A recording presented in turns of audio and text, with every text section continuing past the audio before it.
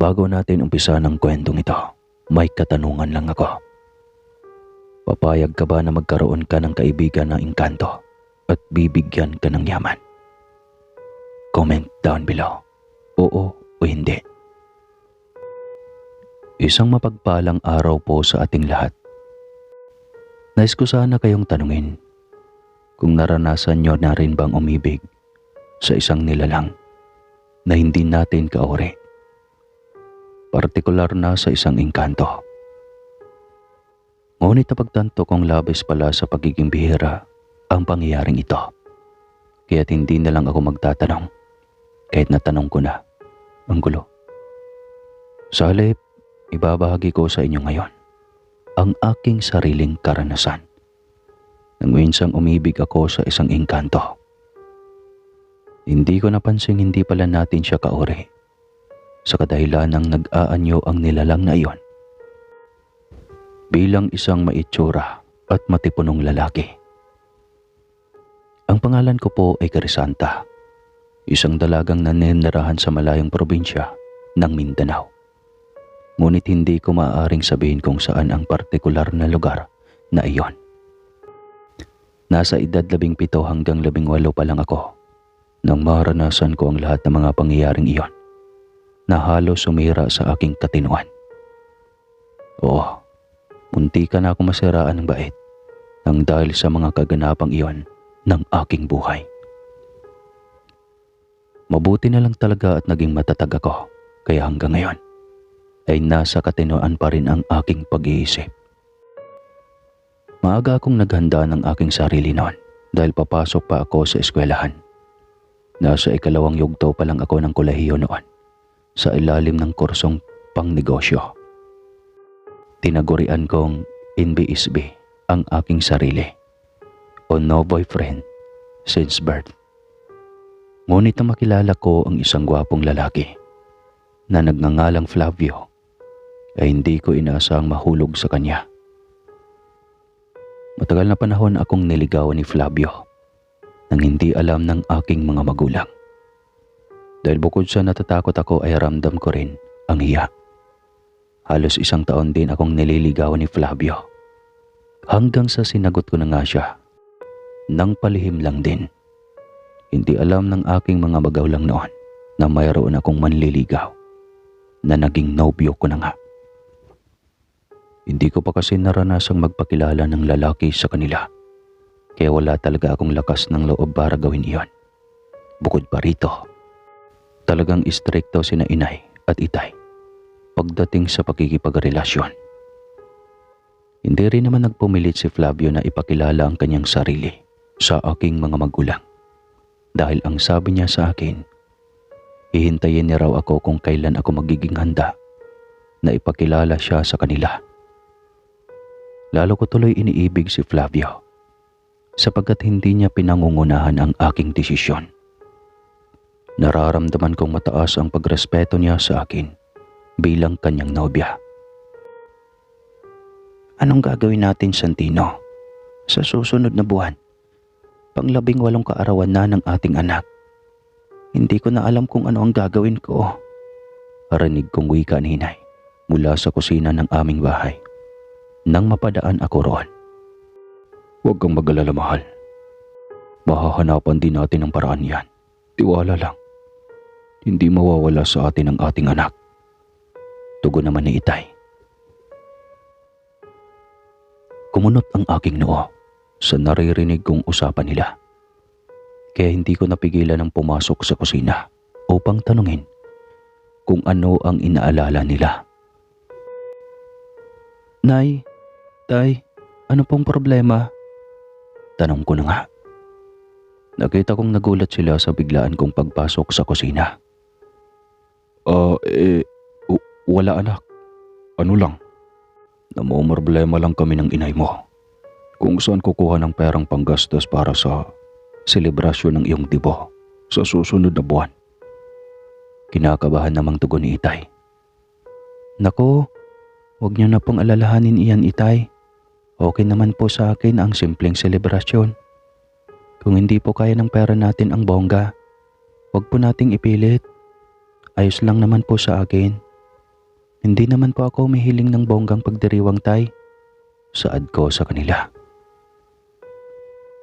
Tipid lang nang umiti ang aking mga magulang at napansin ko ang kakaiba nilang ekspresyon sa mukha. Hindi ko alam pero parang may tinatago sila sa akin. Para bang hindi sila nagsasabi ng totoo. Nagtataka man ako'y hindi ko na lang muna iyon pinansin pa. Dahil kailangan ko nang umalis at magtungo sa eskwelahan.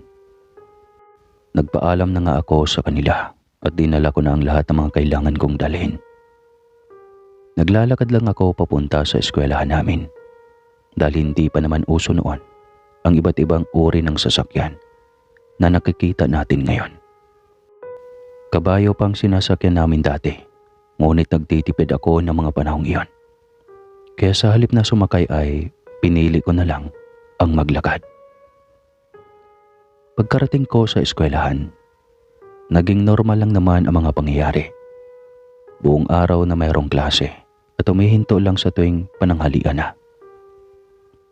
Kinahaponan noon, sabik na akong matapos ang klase dahil oras na para makita ko ang aking nobyo. Ganito ang nakasanayan na naming pagkikita ni Flavio. Pagsapit ng 6:00 ng gabi ay magkikita kami sa ilalim ng malaking puno na nakatayo sa gilid na banda ng aming eskwelahan. Iyon ang paborito naming tagpuan, lalo na doon din naman ipinagtagpo ang aming mga landas. Nandito na ako, mahal, saad ni Flavio. Makalipas ang ilang minuto kong paghihintay sa kanya. Flavio, mabuti naman at nandito ka na. Ikaw lang talaga ang kinakasabikan ko makita sa araw-araw. Wika ko pa at saka niyakap ang aking kasintahan. Ilang minuto lang ang maaari kong igugol na kasama ang aking nobyo dahil hindi ako maaaring umuwi ng gabing-gabi na. Nakakalungkot mang isipin pero ganoon na talaga ang palaging eksena namin ni Flavio sa araw-araw. Tuwing 6:00 lang ng gabi kami maaaring magkita at mataas ng 20 minuto na magkausap kami dahil kailangan ko na rin makauwi bago pa tuluyang magdilim ang paligid. Meron kasing trabaho si Flavio. Buong araw ang trabaho niya at wala siyang pahinga. Tuwing 5:30 ang labasan niya sa kanyang pinasukang trabaho at kailangan pa niyang maglakad na maraming minuto bago makarating sa aming tagpuan. Hindi ko alam kung ano ang trabaho ni Flavio noon. Ipinaliwanag na niya ito sa akin, ngunit hindi ko naman maintindihan. Kaya hindi ko na lang pinansin pa. Ang mahalaga, nagkikita pa rin kami araw-araw o gabi-gabi. Kahit sobrang ikli na ng oras namin para sa isa't isa. Inihatid na nga ako ni Flavio pauwi sa amin. Ngunit tulad ng nakagawian, ay hindi na siya maaaring tumuloy papasok sa teritoryo ng aming lugar. Upang walang sino man ang makakakita sa kanya. Pribado nga kasi ang aming relasyon. Nang malapit na ako sa bahay namin ay nagpaalam na nga kami ni Flavio sa isa't isa. Palagi niya akong sinasabihan na mag-iingat ako. At ganun din naman ang lagi kong habilin sa kanya. Pagka-uwi ko sa bahay, nagulat ako nang inabangan ako ni inay sa pintuan ng aming bahay. Nakapamewang siya at kunot na kunot ang noo. Halatang nagagalit ang ekspresyon ng kanyang muka. Bumati na nga ako sa kanya ng isang magandang gabi at saka ako pumasok sa bahay nang binigyan niya ako ng daanan. Nagmano na rin ako, maging kay Itay. Hindi pa man ako nakapasok sa aking silid para magbihis ay napatigil na ako nang bigla akong sermonan ni inay. Hoy ikaw, Crisanta. Napapadalas na yatang pag-uwi mo ng ganitong oras ah. Ang sabi ng kaklase mong si Trinidad, kanina pa raw kayo nagsilabasan sa eskwelahan. Bakit ngayon ka lang? Saan ka ba nagpupunta? Siguro may nobyo kang kinikita ano? Pagbubunga nga na nga ni inay. Bahagi akong kinabahan sa huli niyang sinabi. Ngunit hindi ko naman ito ipinapahalata sa kanya. Naku naman inay, Wala po akong nobyo. Naaaliw lang po akong magbasa ng mga aklat sa silid aklata namin. Kaya natatagalan po ako at hindi ko namamalayan ang oras. Sagot ko. Ano? Bakit? Araw-araw ka na lang bang nagbabasa roon? Hindi ito ang unang beses na umuwi ka ng ganitong oras. Napapadalas na ito, Crisanta. Sabi niya pa. Kasi po inay, sobrang kapal po ng mga librong binabasa ko. Kahit isang buwan po, hindi ko matatapos iyon. Kada hapon lang po kasi ako may oras na magbasa tuwing tapos na ang klase namin. Pagsisinungaling ko pa. Karamdam na ramdam ko ang mabibilis na pintig ng aking puso. Ngunit ginawa ko pa rin ang lahat para hindi mahalata ni inay na kinakabahan ako. Nang lingunin ko si itay, seryoso lang siyang nakaupo habang umiinom ng kape. Gabi na pero nagkakape pa rin si itay. Nakasanayan na niya iyon. Samantala, halata namang hindi kumbinsido si inay sa aking paliwanag. Mabuti na lang at sinabihan siya ni itay na tumahimik na lang. At sa halip na magbubunga nga ay magluto na lang kami ng hapunan. Kaya tumahimik na rin si inay. Hindi ko lang mapigilan ang mainis sa kaklase kong si Trinidad. Hindi ko alam kung nagsusumbong ba kay inay ang babaeng iyon o nagtatanong lang talaga sa kanya ang aking ina. Hindi naman kami magkaaway ni Trinidad, ngunit hindi rin kami magkaibigan. Pero kahit na ganon, kung sino man ang magsusumbong sa mga magulang ko tungkol sa sekreto kong pinakaiingatan ko ng gusto, ay talagang malilintikan sa akin. Hirap na hirap nga akong itago sa mga magulang ko na may nobyo na ako. Tapos isusumbong lang nila ako ng ganon-ganon lang. Aba hindi naman yata tama iyon. O talagang ako yung may mali. Pagkatapos naming maghapunan ng gabing iyon, hindi ako mapapalagay sa aking silid. Hindi mawala-wala sa isip ko ang sinabi ni na inay at itay kaninang umaga. Pagkaramdam ko kasi, hindi sila nag-aalala sa panggastos para sa 18 kong kaarawan. Parang maiba pa yatang dahilan. Ngunit hindi ko lang talaga matukoy kung ano nga ba iyon. Tsaka nag-aalala na rin ako para sa katotohanang nagdududa na ang aking mga magulang na mayroon akong nobyo. Kung sakaling malaman nilang mayroon nga, hindi ko alam kung paano ko ihaharap sa kanila si Flavio. Kaya kasi ako magagalit sila ng gusto, lalo na't pinagbabawalan talaga nila akong magnobyo. Sadyang sumuway lang ako sa aking mga magulang sa ngalan ng pag-ibig. Kinaumagahan noon, pumasok pa rin ako sa eskwelahan. Inip na inip akong naghihintay hanggang sa sumapit ang oras ng labasan sa klase. Doon pa rin ako dumiretso sa tagpuan namin ni Flavio. Umaasa akong agahan niya ang pagdating sa pagkakataong iyon dahil kailangan kong sabihin sa kanya na nagdududa na ang aking mga magulang.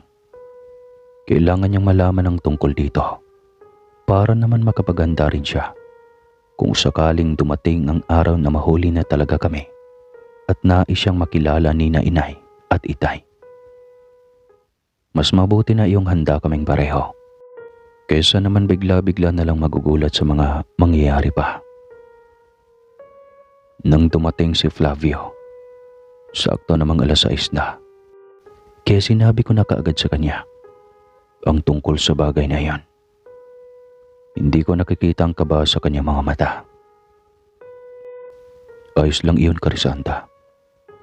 Anumang oras ay handang-handa akong harapin sila. Wika nga ni Flavio sa akin. Pagkatapos noon ay umuwi na kaagad ako. Pagdating ko sa bahay, hindi ko sukat akalaing napakabilis namang mangyari ang kinakatakutan ko. Sabi ko na nga ba, talagang sinusuway mo na kami ng itay mo, Crisanta. Gusto naming makilala kung sino iyang nobyo mo. Kaya sa lalong madaling panahon, ay iharap mo siya rito sa amin. Galit ngang sigaw ni inay. Kaya sobra na talaga akong kinakabahan. Inay, teka lang po. Sino naman po ang nagsabi sa inyo tungkol sa bagay na iyan? Natataranta ko namang tanong. Umaasa pa rin akong magawa ko siyang paliwanagan at itanggi ang katotohanan iyan hanggat maaari.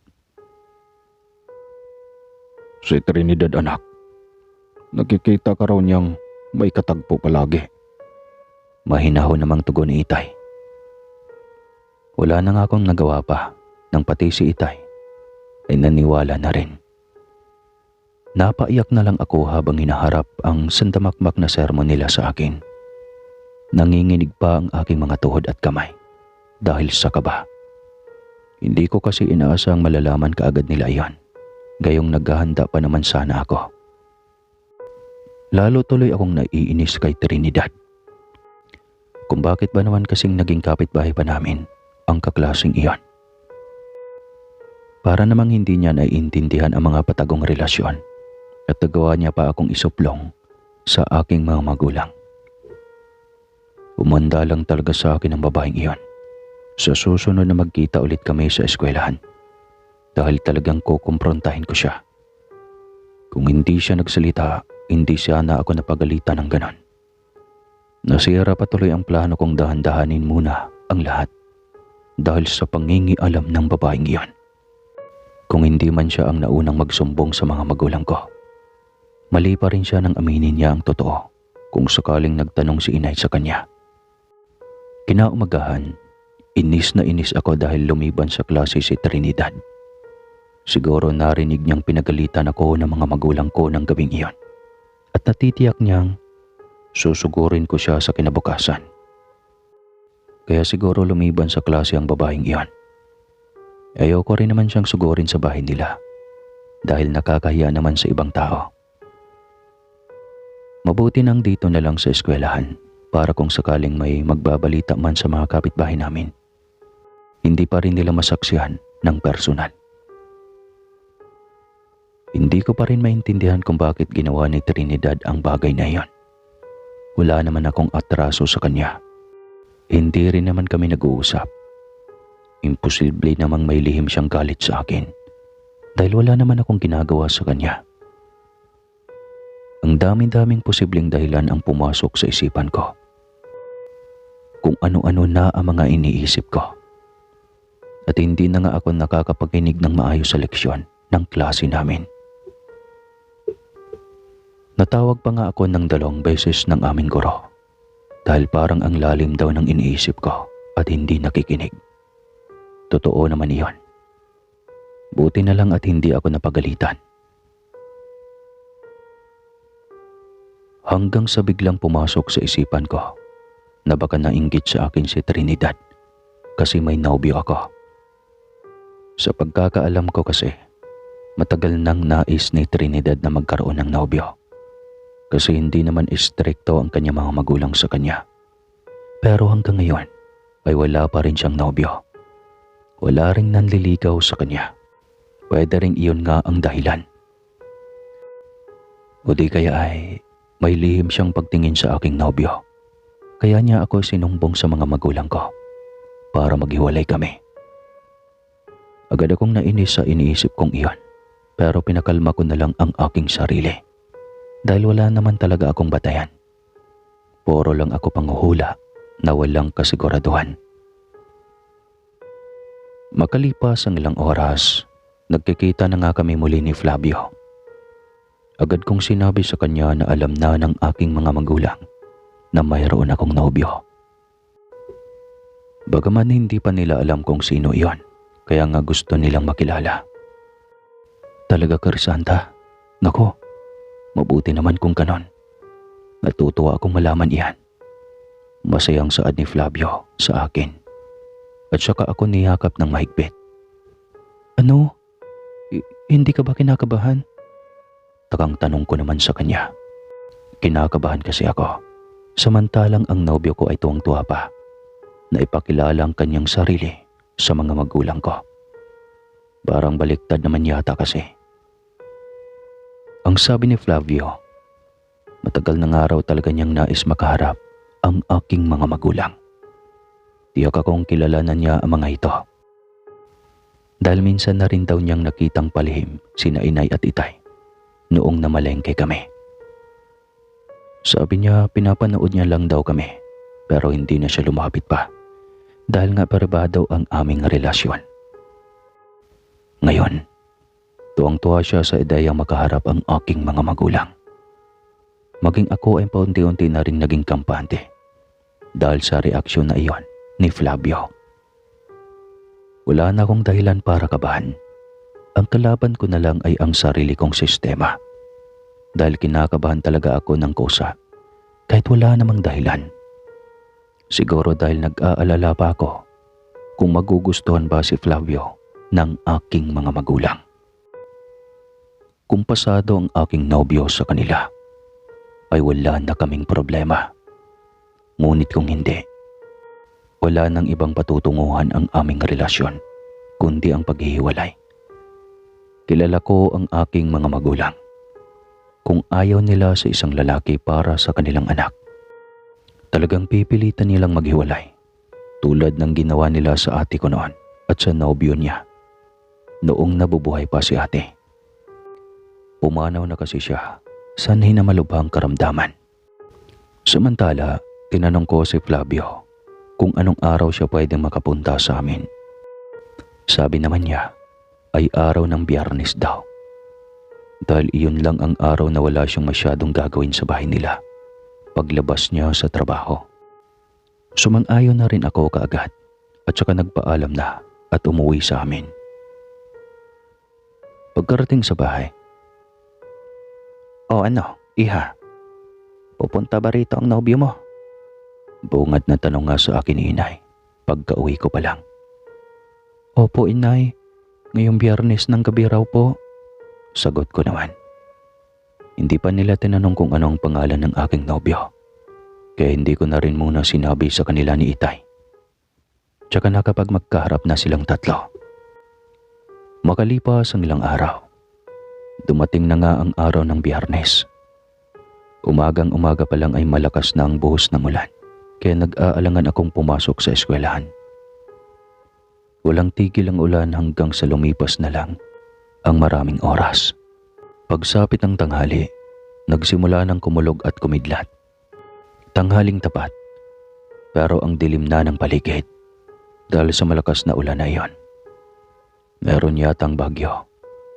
Hindi na nga ako pumasok sa eskwelahan dahil tiyak na mababasa lang ako.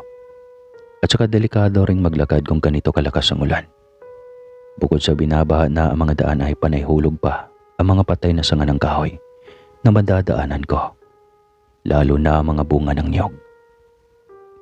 Baka mamaya mahulugan pa ako ng mga sanga ng kahoy. Sa paggamutan pa ako pupulutin, o di kaya ay mapasok sa puting kahon. Lumipas ulit ang maraming oras. Malapit ng maggabi, kaya nintay ko na lang ang pagdating ni Flavio. "Anak, makakarating pa ba ang nobyo mo ngayon? Ang lakas pa rin ng ulan. Wala yatang balak tumila. At saka wala ring tigil ang kidlat at kulog. Kaninang tanghali pa ito." Saad ni itay sa akin. "Hindi ko po alam tay, pero baka darating po siya. Hintayin na lang po nating tumila ang ulan." Sagot ko naman. Naghintay na nga lang kami. Panay silip ako sa labas ng bintana namin at baka may tao nang paparating. Pero wala pa rin naman. Hanggang sa lumipas ang ilang minuto, biglang lumakas ng husto ang hangin, kasabay ng napakalakas na kidlat at sinundan ng sobrang lakas din na kulog. Tuloy ay napahiyaw kami ni inay nang wala sa oras dahil sa matinding pagkagulat. Nanginginig na ngang bahagya ang aking mga kamay dahil sa gulat na nararamdaman ko. Hindi nagtagal, meron nang kumatok sa aming pintuan. Agad akong kinabahan habang nakatingin ako kina inay at itay.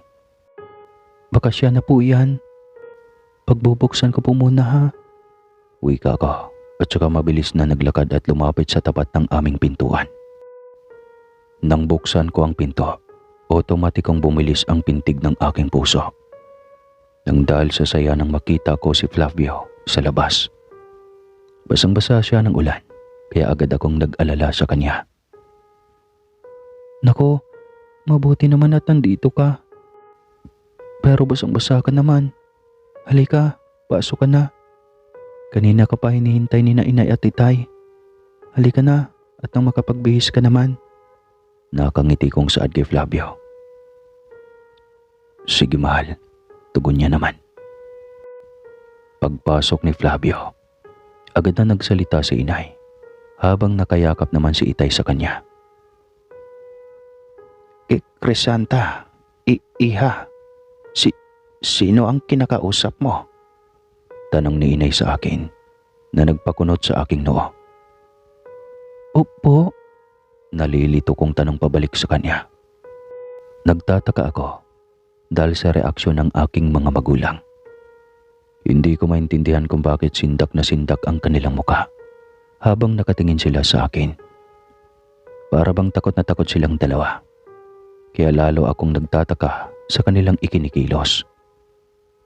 Tinanong ko sina inay at itay kung ayos lang ba sila. Ngunit bigla na lang nahihirapang huminga si inay hanggang sa natumba na nga siya at nawala ng malay. Inay! Sigaw ko na nga at saka mabilis na tumakbo papunta sa kinaroroonan niya. Agad kong inalog-alog ang mga balikat ni inay para gisingin siya. Habang si itay naman ay nakatayo pa rin at parang gulat na gulat. Nakalimutan ko na ngang kasama nga pala namin si Flavio dahil sa pagkataranta ko nang mahimatay si inay. Hindi nagtagal ay biglang may narinig akong boses ng babae sa aking likuran. Umalis na siya, wika ng babae. Paglingon ko ay kumunot muli ang aking noo nang makitang si Trinidad pala yun. Tinanong ko si Trinidad kung ano ang ginagawa niya sa bahay namin at pumasok na lang siya na walang pahintulot. Pero inulit niya lang ang kanyang sinabi. Hanggang sa napalingon ako sa aking nobyo at wala na nga roon si Flavio.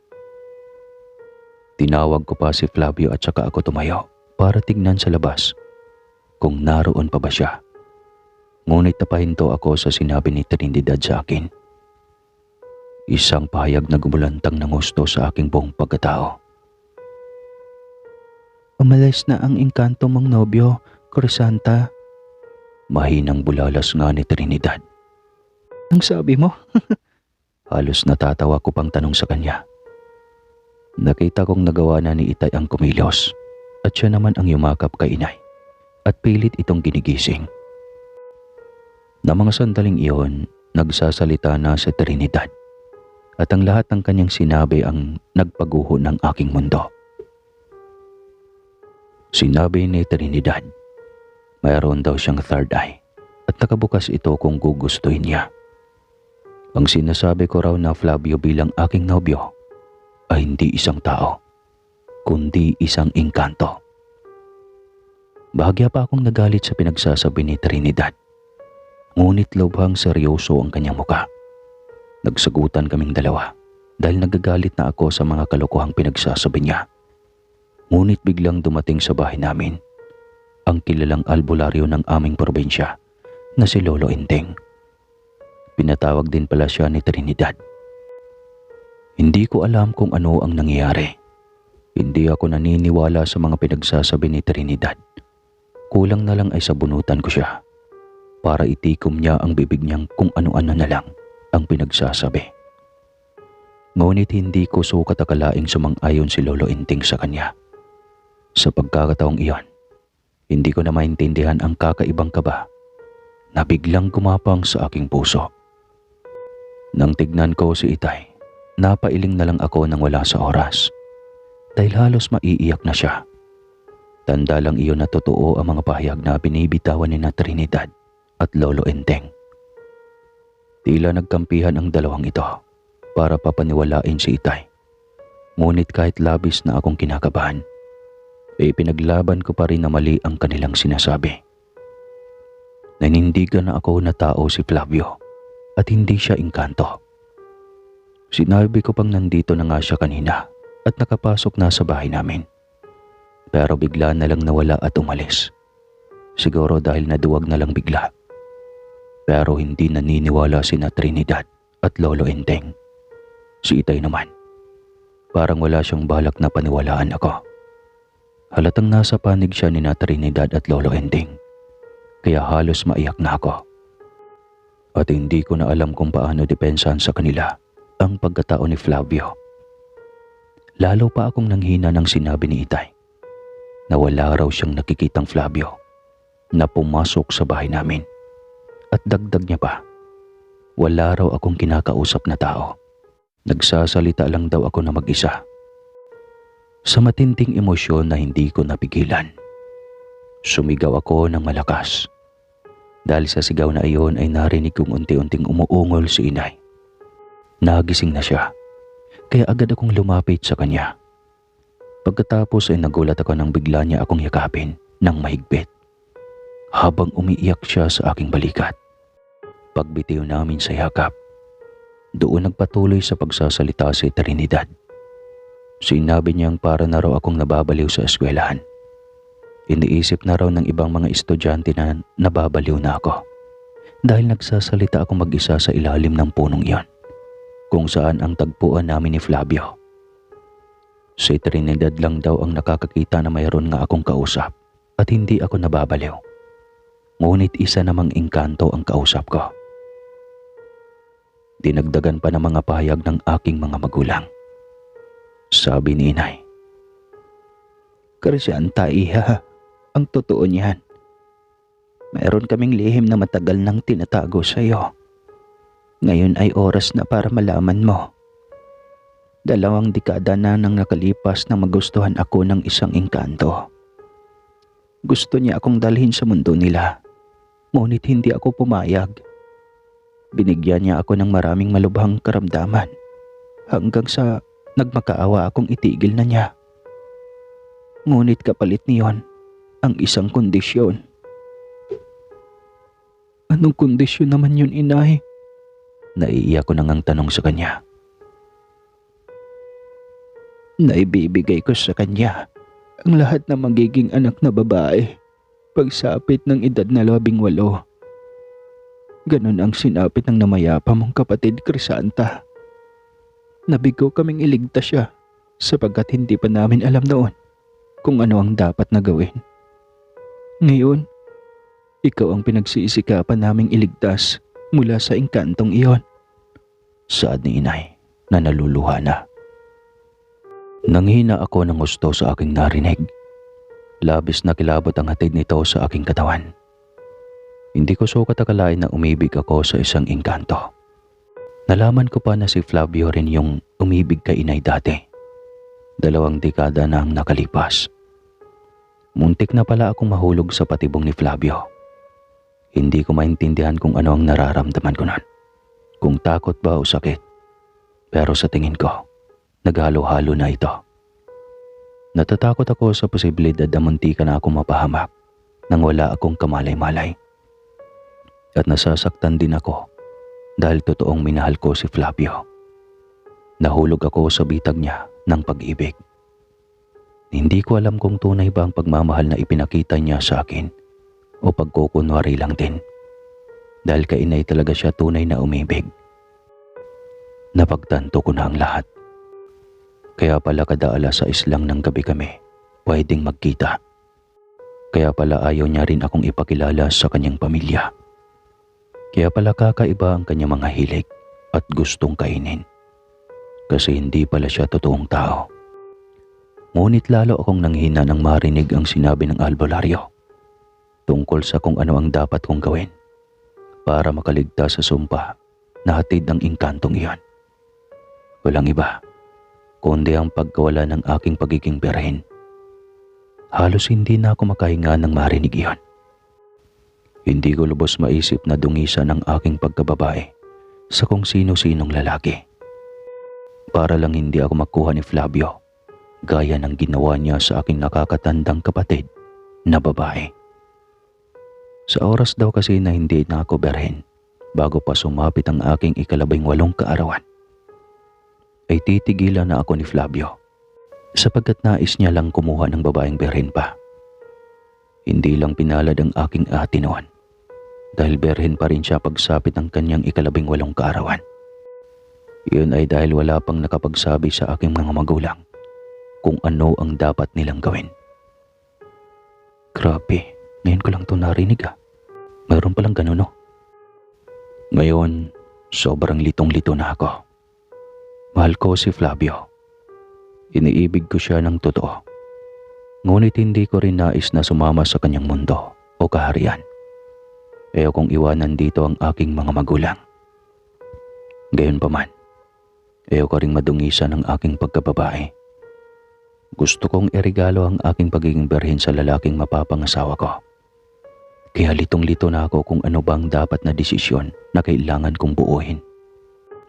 Hanggang sa sinabi ni Lolo Enteng na sa lalong madaling panahon ay kailangan ko na raw gawin ang nag-iisang paraan para lubayan ako ng engkantong iyon. Kahit saan kami magpunta, wala pa rin kaming takas daw dahil susundan at susundan pa rin kami ni Flavio para tuparin niya ang kasunduan nila ng aking ina. Ngayong nabunyag na ang pangyayaring ito, magiging maras na si Flavio para kunin ako at isama niya ako sa kanyang mundo. Gawin niyo na ngayon ang natatanging paraan para makaligtas si Crisanta sa sumpa. Ngayon na mismo, dahil hindi maganda ang pakaramdam ko. Masyadong mapanganib kung patatagalin pa ninyo. Saad ni Lolo Enteng na ikinagulat ko naman ang gusto. Nagkatinginan kaming tatlo ni na inay at itay. Alam kong nababasa nila sa aking mga mata ang takot na nararamdaman ko para gawin ang bagay na ito. Alam kong alam nila kung gaano kasakit para sa akin na gawin ito. Sapagkat noon pa man ay inaalagaan ko na ang sarili kong dangal bilang babae. Nakiusap ako kay Lolo Enteng na baka mayroon pang ibang paraan. Baka maililigtas niya pa ako sa ibang paraan nang hindi nadudungisan ng aking pagkababae. Nagmamakaawa at umiiyak na nga ako sa kanyang harapan. Maging kina inay at itay, nagmamakaawa na rin ako sa kanila na humana pa sila ng ibang paraan. Umiiyak na rin ang aking mga magulang, kaya nanghihina na talaga ako ng sobra. Ang ibig lang sabihin lang kasi nun, wala na talagang iba pang paraan. Nang tapunan ko ng tingin si Trinidad na nakatayo lang sa harapan namin, wala akong ibang nakikitang emosyon mula sa kanyang mga mata, kundi puro awa lang. Wala ring magawa ang babaeng iyon. Ito na marahil ang pinakamahirap na sakripisyo na kailangan kong maranasan sa aking buhay.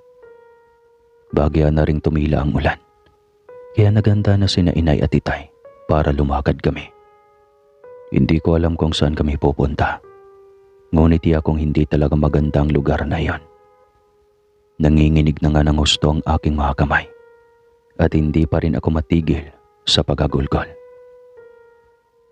Umuwi na sina Lolo Enteng at Trinidad, samantalang paalis na rin kami ng bahay. Ilang sandali pa ang lumipas. Naglakad na nga kaming tatlo ni na inay at itay. Walang nagsasalita sa amin habang naglalakad kami dala ang aming lampara. Alam kong sobrang bigat din ang kalooban ng aking mga magulang ngayon.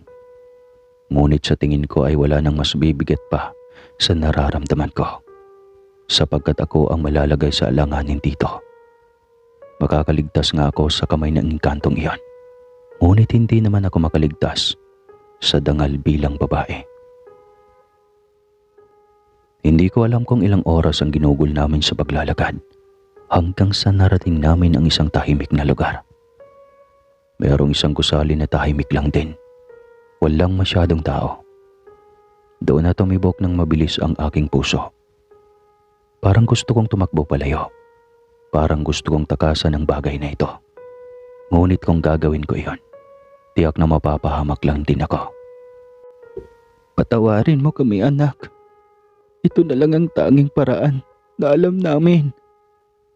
Umiiyak na saad ni inay habang niyayakap niya ako. Nakiyakap na rin si itay sa amin. Wala akong naitugon, kundi malakas na pagagulgol lang. Pagkatapos ay may isang ginang na punong-puno ng kolarete sa mukha ang lumabas mula sa gusaling iyon at saka kami sinalubong.